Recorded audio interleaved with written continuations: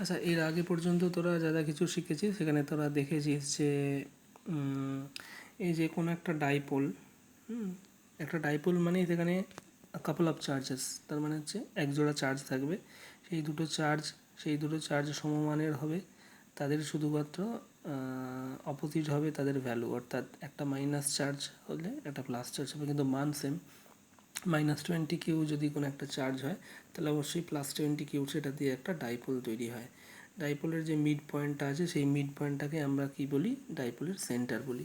তো এরকমভাবে আমরা এর আগে পর্যন্ত যা যা কিছু আছে সেগুলো সব শিখেছিলাম। আর এই ডাইপোল মোমেন্ট আমরা ক্যালকুলেশনের মাধ্যমে কিন্তু ইলেকট্রিক ফিল্ড বিচার করেছি। ইলেকট্রিক ফিল্ডে আমরা দুটো কেস পেয়েছি, একটা কেস 1 একটা কেস 2। কেস 1-এর ক্ষেত্রে আমরা বলেছিলাম যে ডাইপোলটা আছে সেই ডাইপোলটার কিন্তু কী হবে না, অ্যাক্সিয়াল পয়েন্টে, অর্থাৎ ডাইপোল, সেই ডাইপোলটার যে অক্ষ সেই অক্ষ বরাবর, মানে ডাইপোলটা যে লাইনে আছে সেই একই সরলরৈখিক পথের কোনো একটা বিন্দুতে আমি যদি ইলেকট্রিক ফিল্ড ক্যালকুলেশন করি, সেই ইলেকট্রিক ফিল্ডটা আমার কত দাঁড়িয়েছিল, 2kp/x³, k = 1/4πε0, সেটা তোরা জানিস। এখানে পিটা হচ্ছে ডাইপোল মোমেন্টের মান, ডাইপোল মোমেন্টের মানটা, আর এক্সটা হচ্ছে কত দূরত্বে মাপছি, অক্ষীয় বিন্দুতে কত দূরত্বে মাপছি, মানে এই যে পয়েন্টটা, এটাকে সেন্টার পয়েন্ট যদি আমি মনে করি, তাহলে এই সেন্টার পয়েন্ট থেকে ঠিক কতটা দূরে আমি এটাকে মাপছি, এই দূরত্বের উপর বেস করে কিন্তু আমরা ক্যালকুলেশন করেছিলাম।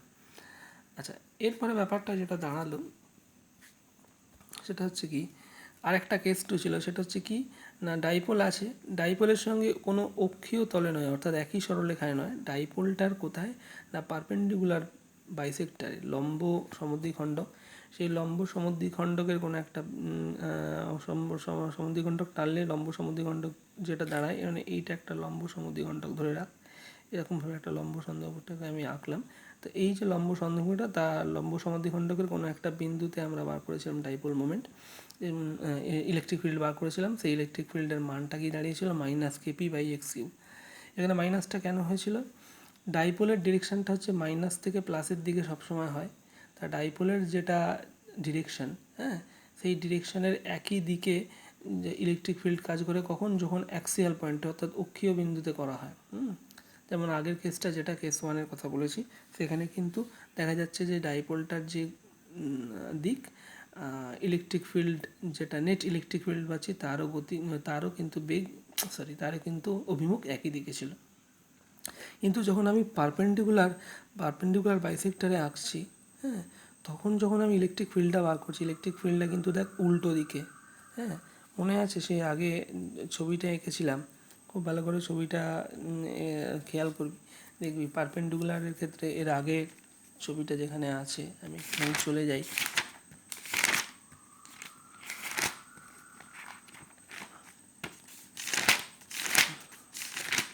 এই যে খেয়াল করে দেখে নে, এখানে যে ইলেকট্রিক ফিল্ডটা কাজ করেছে মাইনাস থেকে প্লাসের দিকে একই দিকে ইলেকট্রিক ফিল্ডটা পেয়েছিলাম। আর এখানে কি করেছিলাম, এখানে দেখ ইলেকট্রিক ফিল্ডটা নেট ইলেকট্রিক ফিল্ডটা কী ভ্যালু বেরিয়েছে, এইটা ছিল E2, এটা ছিল E1, এই E2 আর E1 তাদের নেট বেরিয়েছে এই ইনেটের ডিরেকশানটা দেখ এই দিকে হয়েছে, এবং সেই ইনেটের ডিরেকশান যেহেতু এই দিকে, তার মানে ব্যাপারটা কী দাঁড়ালো, মাইনাস থেকে প্লাসের দিকে ডাইপোলের ডিরেকশন, তাহলে ডাইপোলের মোমেন্ট যেটা, সেই মোমেন্ট ডাইপোলের ডিরেকশন বলতে ডাইপোল মোমেন্টের ডিরেকশন, হ্যাঁ, তো সেই ডাইপোল মোমেন্টের ডিরেকশন মাইনাস থেকে প্লাসের দিকে, কিন্তু নেট ইলেকট্রিক ফিল্ডের ডিরেকশন, অর্থাৎ লব্ধ ইলেকট্রিক ফিল্ড, সেটা কিন্তু এই দিকে কাজ করেছে, উল্টো দিকে কাজ করেছে। তার মানে একটা পারপেন্ডিকুলার বাইসেক্টরে যখন আমি আঁকছি তখন কিন্তু ইলেকট্রিক ফিল্ডটা উল্টো দিকে কাজ করে। আচ্ছা, এবার ব্যাপার হয়ে গেল যেটা আমরা বর্তমানে করতে চাইছি, সেটা এরকম যে তোকে তো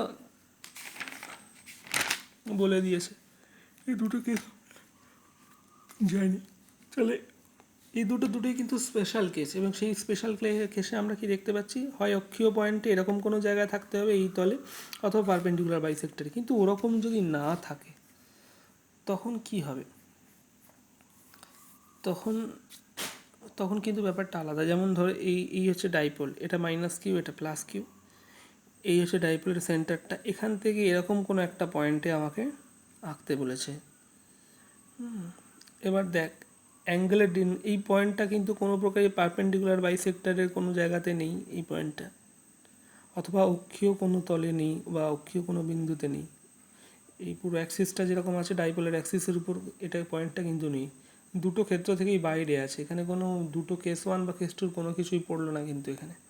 তাহলে এখন আমি কি করব, আমাকে যদি এই পয়েন্টে ডাইপোল মোমেন্টটা বার করতে, ইলেকট্রিক ফিল্ডটা বার করতে বলে, তখন আমি কি করব, আমার তো এই দুটোর কোনোটাই কাজ করছে না এখানে। তখন আমি কি করব, minus Q R plus Q তার মাঝখানে যে অ্যাঙ্গেলটা, সেই অ্যাঙ্গেলটাকে ধরে নিতে হবে।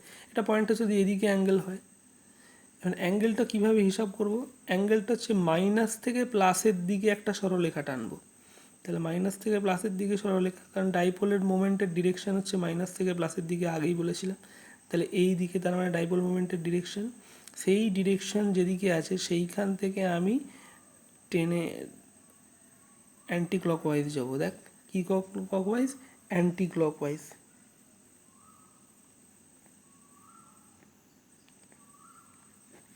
অ্যান্টি ক্লকওয়াইজ, তাহলে অ্যান্টি ক্লকওয়াইজ যাবো। তাহলে ঘড়ির কাঁটার উল্টো দিকে আমি ঘুরলাম, ঘুরলে যে অ্যাঙ্গেলটা তৈরি হলো সেই অ্যাঙ্গেলটা থিটা। তার মানে এই থিটাটা আমাকে হিসেব করতে হবে।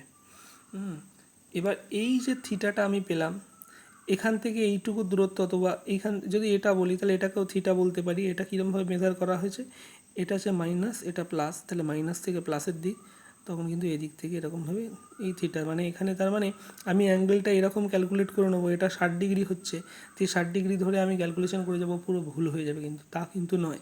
কনভেনশন, যেটা নিয়ম, যেটা প্রথা, সেটা হচ্ছে কি, মাইনাস থেকে প্লাসের দিকে একটা সরলরেখা টেনে দিলাম, সেই সরলরেখাটা, কারণ সেটাই ডাইপোল মোমেন্টের ডিরেকশন। এবার সেই ডাইপোল মোমেন্টের ডিরেকশন অনুযায়ী আমি কি করছি, এবার এই সরলরেখা থেকে এরকম এইভাবে আমরা কিন্তু একটা ঘড়ির কাঁটার বিপরীত দিকে অ্যাঙ্গেলটাকে আমি ক্যালকুলেশন করলাম। এখানে দেখ অ্যাঙ্গেলটা 120 ডিগ্রি দেখাচ্ছে, তার মানে এখানে ক্যালকুলেশন 120 ডিগ্রির উপর বেস করে হবে, উল্টো দিক থেকে 60 ডিগ্রি দিয়ে বেস করে কিন্তু ক্যালকুলেশন হবে না। এবার রয়ে গেল electric dipole at the moment at any point in a space. সেটাকে আমরা যে কোনো জায়গায়, এখানে তখন আমরা কী করছি, মানে এক্স আর থিটা ধরছি। থিটাটা কোনটা, এই অ্যাঙ্গেলটা, আর এক্সটা কোনটা, এখান থেকে এইটুকু যে দূরত্ব, এই পয়েন্টে যদি আমাকে বার করতে হয়, এটা হচ্ছে পয়েন্ট, ধরে নেওয়া হচ্ছে এক্স পয়েন্টে আমাকে বার করতে হচ্ছে। তাহলে এই এক্স পয়েন্ট থেকে এটা যদি ডাইপোলের সেন্টার ও হয়, সেই বিন্দুর দূরত্বটাকে আমি ছোটো হাতের এক্স বললাম, সেটাকেই আমি এটাকে আমি প্রকাশ করছি এক্স থিটা দিয়ে। তার মানে অ্যাঙ্গেলটা ডাইপোলের মোমেন্টের সঙ্গে কত তৈরি করেছে, ডাইপোল মোমেন্টের ডিরেকশনের সঙ্গে অ্যাঙ্গেলটা থিটা তৈরি হয়েছে, এবং সেন্টার থেকে এক্স দূরত্বে। এটা ঠিক একটা পোলার কোঅর্ডিনেটের মতো। আমরা তো দু রকমের কোঅর্ডিনেটের কথা শুনেছি, একটা হচ্ছে কার্তেশীয় কোঅর্ডিনেট, কার্তেশিয়ান কোঅর্ডিনেট সিস্টেম, আর একটা হচ্ছে পোলার কোঅর্ডিনেট। তো সেই পোলার অ্যাঙ্গেল থিটা এখানে, আর এক্সটা হচ্ছে সেই ডিস্টেন্স ভেক্টরটা। এটাকে ভেক্টর হিসেবে ধরলে তখন ভেক্টর, আমি আপাতত ম্যাগনিটিউড নিয়ে ভাবছি। এবার চলে কীভাবে ক্যালকুলেশনটা করব। আমি ডিরেকশানটা কীভাবে কী করতে হয় সেটা পরিষ্কার করে এখানে লিখেও দিয়েছি। যদি এরকম হয় এদিকটা প্লাস এদিকটা মাইনাস, তখন মাইনাস থেকে প্লাসের দিকে রেখাটা এই দিকে টানবো। তখন এই বরাবর রেখাটা টানবে এখান থেকে, তখন উল্টো দিকে ক্যালকুলেশন হবে। অর্থাৎ মাইনাস আর প্লাসের পজিশান চেঞ্জ হয়ে গেলে তখন কিন্তু এই দিক থেকে এই দিকে ধরা হচ্ছে না। এই মাইনাসের জায়গায় প্লাস আর প্লাসের জায়গায় মাইনাস যদি হয়ে যায়, উল্টো যদি হয়ে যায়, তখন অ্যাঙ্গেলটা আবার ক্লকওয়াইজ হয়ে যাবে কিন্তু। তো আলটিমেটলি সেই দিক থেকে আমাকে খেয়াল করে দেখতে হবে। আচ্ছা, এরপর চলে আসছি ক্যালকুলেশানটাতে। তাহলে আমি এই পয়েন্টটাকে আমি জেড ধরেছি, জেড পয়েন্টে ক্যালকুলেশন করব। এইটুকু পি, অর্থাৎ এই মাইনাস কিউ প্লাস কিউয়ের যে ডাইপোলটা আছে, এই ডাইপোলটার মোমেন্ট আমি পি ধরে নিয়েছি। এবার এই ডাইপোলটা সেন্টার হচ্ছে এই যে সেন্টার, এই সেন্টার থেকে শুরু করে জেডের মধ্যে এই দূরত্বটাকে এক্স ধরেছি, আর হচ্ছে কী করেছি, অ্যান্টি ক্লকওয়াইজ ডিরেকশনে অ্যাঙ্গেলটা দিয়ে দিয়েছি থিটা। তাহলে এখান থেকে এইটুকু অ্যাঙ্গেল, এখান থেকে এইটুকু অ্যাঙ্গেল, এটাকে আমরা থিটা ধরছি। ডাইপোল মোমেন্টের ডিরেকশন এই দিকে, মাইনাস থেকে প্লাসের দিকে। আচ্ছা, এবার ব্যাপার হয়ে গেল এখানে এই যতগুলো কেস ওয়ান কেস টু যা বলেছিলাম তার কোনোটাতেই পড়ছে না এখানে। তখন আমি কি করব, এই ডাইপোলটাকে দুটো অংশে ভাগ করে নেব। কি করেছি দেখ, এই ডাইপোলটাকে এই বরাবর একটা ডাইপোল এঁকেছি, এই বরাবর এঁকেছি দুটো ডাইপোল, তাহলে এই একটা ডাইপোল যাচ্ছে, আর কি না এই একটা ডাইপোল যাচ্ছে, দুটো ডাইপোল এঁকেছি, ঠিক আছে। তাহলে এই একটা ডাইপোল চলে গেল আর এই একটা ডাইপোল চলে গেল। এবার চিন্তা করে দেখ এইখানে কি ঘটনাটা ঘটেছে না, এই জেড পয়েন্টে যদি বার করতে হয় তার ডিরেকশানটা কিন্তু এই এটা যদি থিটা হয়, পুরো মোমেন্টটা যদি পি হয়, তাহলে পি ভেক্টরটাকে এইভাবে প্রকাশ করতে পারি। তাহলে এই অ্যাঙ্গেলটার থিটা, এই বরাবর যদি আমার পি কাজ করে, তাহলে পির এই দিকের উপাংশটা নিশ্চয়ই কী হবে, পি কস থিটা, আর এই দিকের উপাংশটা কী হবে, পি সাইন থিটা। আবার বলছি, তাহলে এই মাইনাস কিউ থেকে প্লাস কিউ যে ডাইপোলটা, সেই ডাইপোলের মোমেন্ট হচ্ছে পি, এই পি ভেক্টর। তাহলে এই পি ভেক্টর যেটা, এই পি ভেক্টরের সঙ্গে থিটা অ্যাঙ্গেলে এই দিকে জেড, আর তাহলে এখানে এই পির যে পি কস থিটা উপাংশটা, সেটা হচ্ছে এই বরাবর থাকবে। দেখ যে পয়েন্টে বার করতে বলেছি সেই পয়েন্টের সেই রেখাতেই পড়ে গেছে কিন্তু, মানে পি কস থিটা উপাংশটা সেটা কিন্তু যে পয়েন্টে বার করতে হবে জেড পয়েন্ট, সেই দিয়েই যাচ্ছে। তার মানে এটা একটা অ্যাক্সিয়াল পয়েন্টে, অক্ষীয় স্থানে হয়ে গেল। আর এইটা যদি এরকম লম্ব হয়ে থাকে, তাহলে এটা তাহলে এই যে রেখাটা তৈরি হলো, এই রেখাটা কি, এই রেখাটার পারপেন্ডিকুলার বাইসেক্টর, লম্ব সমদ্বিখণ্ডক এই রেখাটা। তার মানে কি এই জেড পয়েন্টটা হয়ে গেল এই ডাইপোলটার লম্ব সমদ্বিখণ্ডকের উপর, আর এই ডাইপোলটার অক্ষের উপর। আরেকবার বলছি, খুব ভালো করে জিনিসটা দেখে নে। এটা হচ্ছে এই পয়েন্টে আমাকে ইলেকট্রিক ফিল্ডটা যদি বার করতে হয়, তাহলে আমার ডাইপোল, দুটো ডাইপোল কনসিডার করা আছে। একটা ডাইপোল পি কস থিটা উপাংশ, যেটা ওই একই অক্ষীয় রেখার উপর অবস্থান করছে, ডাইপোলের যে রেখা সেই রেখাতেই অবস্থান করছে। আর আরেকটা ডাইপোল যেটা পি সাইন থিটা উপাংশ পাচ্ছি, মানে ডাইপোলের যে পি সাইন থিটা উপাংশ পাচ্ছি, সেই পি সাইন থিটা উপাংশের সঙ্গে পারপেন্ডিকুলার বাইসেক্টর ডিরেকশানে এই পয়েন্টটা রয়েছে। তাহলে আমাকে এখানে দুটো ক্যালকুলেশন করতে হবে। একটা পি কস থিটাতে অ্যাক্সিয়াল পয়েন্টের জন্য, এই যে লিখে দিয়েছি ওই জন্য, সেটাকে আমি অ্যাট জেড, তাহলে দুটো আমাকে ক্যালকুলেশন করতে হবে, এ আর বি আমি ধরে নিয়েছি। একটা হচ্ছে dipole due to P cos theta, এটাকে অ্যাক্সিয়াল বলছি, অক্ষের উপর আছে। আর একটা হচ্ছে dipole due to P sine theta, যেটাকে পারপেন্ডিকুলার পজিশনে আছে বলছি। তাহলে এই একটা ডাইপোলের জন্য ক্যালকুলেট করব, এই ডাইপোলটার জন্য ক্যালকুলেট করব। তাহলে কি বললাম, এই ডাইপোলটার জন্য এই পয়েন্টে ক্যালকুলেট করব, এই ডাইপোলটার জন্য এই পয়েন্টে কমপ্লিট করব। তার মানে পি এর এই দুটো ডাইপোলের উপাংশের জন্য প্রত্যেকটা সেপারেট ক্যালকুলেশন হবে। এবার প্রশ্ন হচ্ছে যখন অ্যাক্সিয়াল পয়েন্টে হয়, এর আগেই আমরা পড়েছি, দেখ অ্যাক্সিয়াল পয়েন্টের সূত্র কী ছিল, 2p/2kp/x³। তাহলে এখানে সেই ফর্মুলা বসিয়ে দেবো। এখানে ডাইপোলটা কিন্তু পি ছিল, কিন্তু এখানে ডাইপোলটা কোন ডাইপোল, পি ডাইপোল তো নয়, পি এর কস থিটা উপাংশের ডাইপোল, তার মানে পি এর জায়গায় পি কস থিটা আসবে, সেইটাই লিখেছি। তাহলে ওই কারণে এই অ্যাক্সিয়ালটা যেটা দাঁড়াচ্ছে 2k, পি এর জায়গায় P cos theta by x³, অর্থাৎ এই অ্যাক্সিয়াল পয়েন্টেরটা নেওয়া হলো। আরেকটা পারপেন্ডিকুলার আছে, সেটার জন্য নিয়েছি। সেটা সূত্র কি বলছে, সেটা সূত্র হচ্ছে kp/x³, কিন্তু ডিরেকশানটা মাইনাস ছিল, ডিরেকশানটা খালি মাইনাস ছিল, উল্টো দিকে ডিরেকশান বলে, এখানে তুই ডিরেকশানটা মাইনাস দিতেই পারিস। তাহলে minus k into P sine theta by x³। তাহলে কারণ এই ডিরেকশানটা, এই ডিরেকশানটা ডাইপোলটার ডিরেকশান এই বরাবর, মাইনাস থেকে প্লাসের দিকে যদি ডাইপোলের ডিরেকশান হয়, তাহলে তার উল্টো দিকে ডিরেকশানটা কাজ করবে। আচ্ছা, তো যাই হোক, তাহলে এই ই এ আর ই পারপেন্ডিকুলার হলো। আমি যদি ম্যাগনিচিউড শুধু নিই, তাহলে সেক্ষেত্রে আমাকে এই মাইনাসটা তখন আর দেওয়ার দরকার পড়ছে না, আমি শুধু ম্যাগনিচিউড লিখেছি এখানে। এবার কি করব, ই নেট যদি বার করতে হয়, দেখ ভেক্টর কি বলছে, এই হচ্ছে, ভালো করে বোঝ। তাহলে এই ডাইপোলটা এক্স পয়েন্ট দূরে, এইখানে পয়েন্টে আমি ইলেকট্রিক ফিল্ড বার করছি। ইলেকট্রিক ফিল্ডের একটা অ্যাক্সিয়াল উপাংশ হয়েছে, যেটা এই উপাংশটা, সেটাকেই আমি এইখানে আবার এঁকেছি। আর একটা পারপেন্ডিকুলার আছে, সেই উপাংশটাকে আমি এই দিকে এঁকেছি। তাহলে দেখ এটা ই এ অ্যাক্সিয়াল, মানে electric field, axial electric field, সেটা এই বরাবর কাজ করছে। হ্যাঁ, এই অ্যাঙ্গেলটা যদি আলফা হয়, তাহলে আমি ডিরেকশান বার করতে পারবো। আর এই যে অ্যাঙ্গেলটা এটা হচ্ছে কি না এই পারপেন্ডিকুলারটা, যেটা তার মানে একটা কস থিটা উপাংশের জন্য ইয়ে হয়ে গেল আর সাইন থিটা উপাংশের জন্য ই পারপেন্ডিকুলার হয়ে গেল। এবার কি করব, এখানে ক্যালকুলেশন করব। ক্যালকুলেশন মানে আমাকে ই নেট বার করতে হবে। তাহলে এই ই পারপেন্ডিকুলার আর এদিকে ই এ মানে অ্যাক্সিয়াল মানে অক্ষীয় রেখার উপর আর পারপেন্ডিকুলার বাইসেক্টরের উপর, এই যে দুটো উপাংশ, এই দুটো উপাংশের নেট যেটা ই নেট সেটাকে বার করতে হবে। এটা বার করার উপায় কি, আমরা এর আগে সূত্রই পড়েছি যে এই রকম যদি দুটো ভেক্টর হয় তাহলে এই একটা ভেক্টর আর এই একটা ভেক্টর, হ্যাঁ তাদের এই একটা ভেক্টর, তাহলে তাদের লব্ধিটা কীরকম হয়, এইটা দিয়ে হয়। আমরা কি করি, এটাকে যদি আমি এক্স ধরি, এক্সটা কী দাঁড়ায়, এক্স ইকুয়াল টু কী দাঁড়ায়, এটা যদি এ হয় এটা যদি বি হয় তাহলে root over a square plus B square এটা হয়। তো আমি এখানে সেই সূত্রই অ্যাপ্লাই করেছি, এই সূত্রটাই আমি এখানে অ্যাপ্লাই করেছি। এই যে তাহলে E A square plus E B square মানে এই ই এটাকে বলেছি পারপেন্ডিকুলারের অ্যাক্সিয়ালের জন্য, আর এই পারপেন্ডিকুলারটাকে বলেছি এটার জন্য। বেশ মশা কামড়াচ্ছে রে।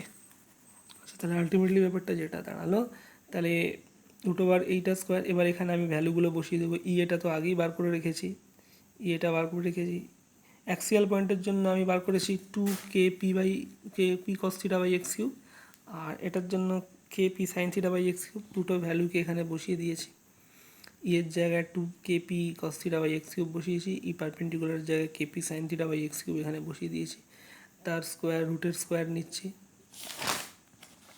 স্কোয়ার রুট বলি স্কোয়ারের স্কোয়ার রুট নিচ্ছি, যেভাবে বার করতে হয়। সব কটা ভ্যালু বসিয়েছি, ক্যালকুলেশন করেছি।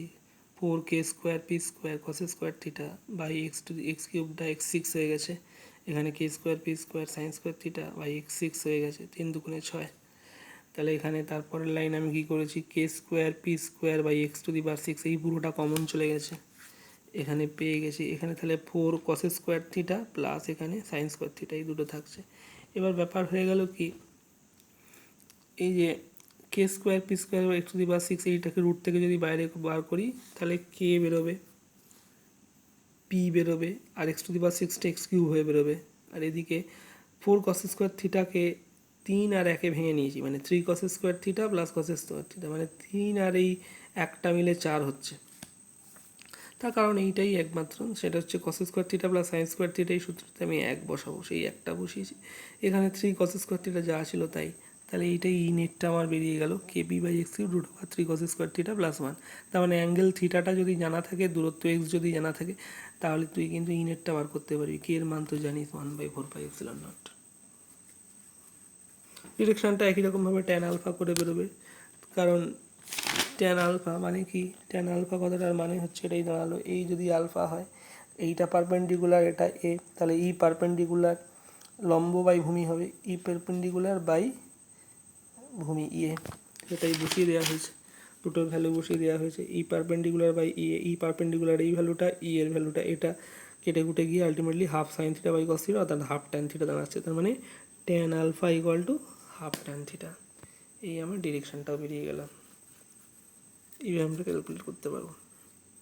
দেখে নিবি এই জিনিসটা ভালো করে, এটাকে পোস্ট করছি আগে।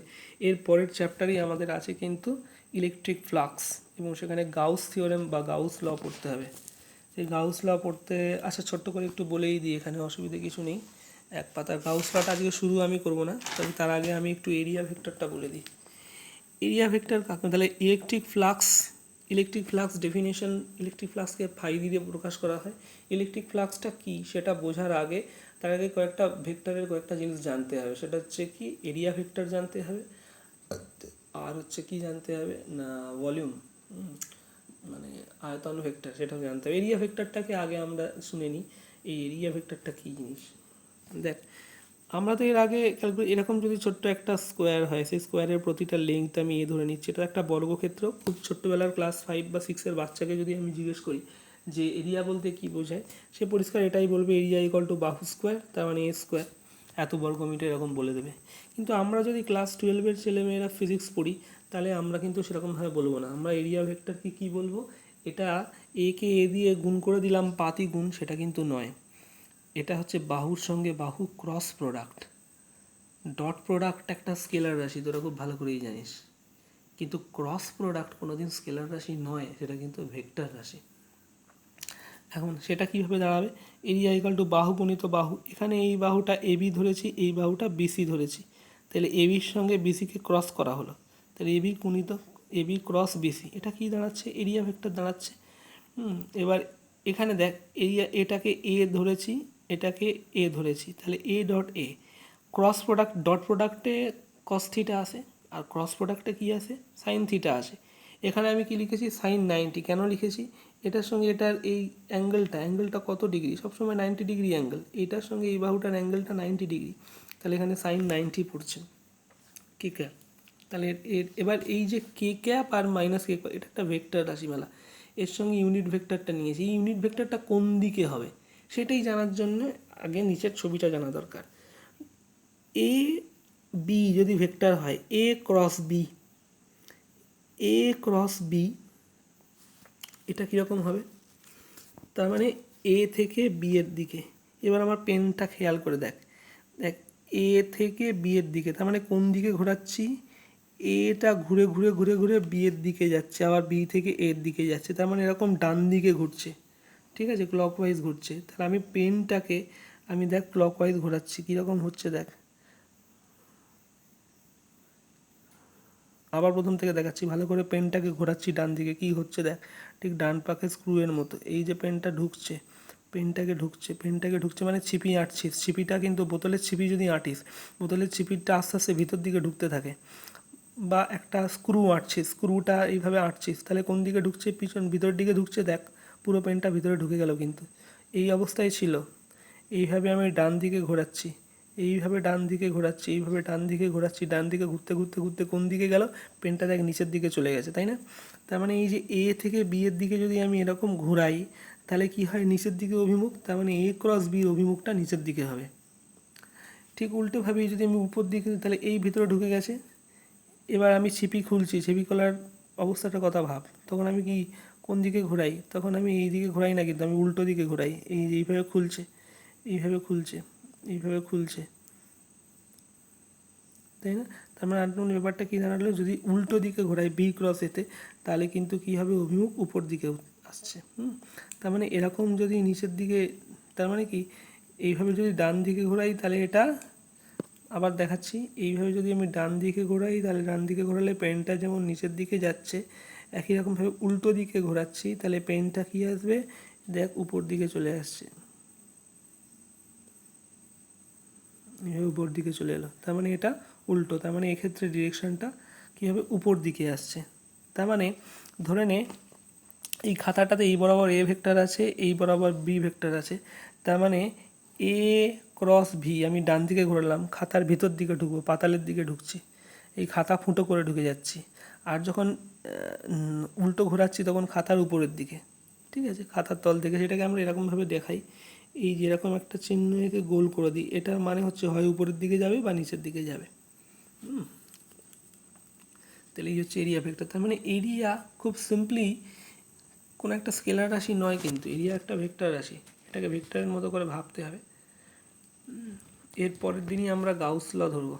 তোরা এইটুকু পার্ট ভালো করে খাতার মধ্যে তুলে নিয়ে বুঝে নে। ওকে।